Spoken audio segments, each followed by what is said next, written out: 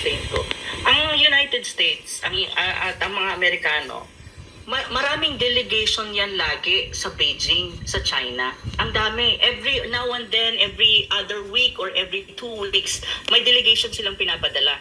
It's either trade delegation, financial delegation, or yung mga high-level delegation ng mga high-ranking officials ng mga politicians or businessmen, and even like ngayon na si Blinken nandito din. At ngayon kasi, the last 2 days, mayroon kang tinatawag na naval conference at ang venue niyan ay sa Qingdao kasi 75th anniversary ng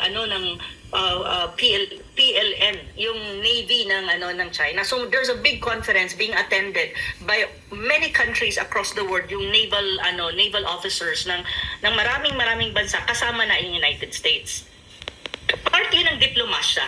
Part yan ng diplomacy. Pinag-uusapan yung mga issues na may kinalaman sa maritime dispute or territorial dispute na sa dagat. So may ganito. So ang United States nag-attended actually at nagkaroon din ng siguro ng bilateral talks with the Chinese counterparts about sa mga issues na ganito. At hindi lang yan ang pinag-uusapan nila, karamihan din about trade and economics and business.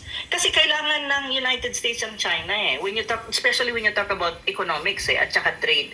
So nag-uusap sila, tinatry nilang tingnan kung paano sila magkakasundo at paano nila isusulong ang bilateral relation nila. And even the militaries, high-ranking official of the Chinese and the Americans are also talking.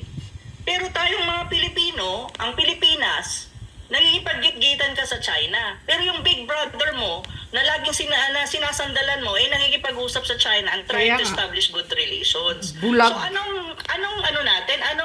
anong dating mo sa international community ng Pilipinas? Di para kang tanga, di ba? Correct. Ang nagpo-push sa'yo ng push, ginagawa kang pawn, nagipagmabutihan dun sa country na sinasabi nilang kaaway mo, pero ikaw, kinakaaway mo yung country na pinagpapabutihan nila, na gusto nilang maganda ang relasyon nila. So anong labas ng Pilipinas? To be very frank, this is very frank discussion. Hindi para kang tangent nun, hindi mo naiintindihan yung dynamics. Na at the end of the day, ginagamit ka sila, gusto nilang maganda ang relations nila, economic, trade, and even military. Tayo, gusto nilang hindi maganda ang relation with China. Correct. Bakit? Bakit ganun ang maging posisyon mo na sila gusto nila maganda? Kasi nagpapagamit tayo.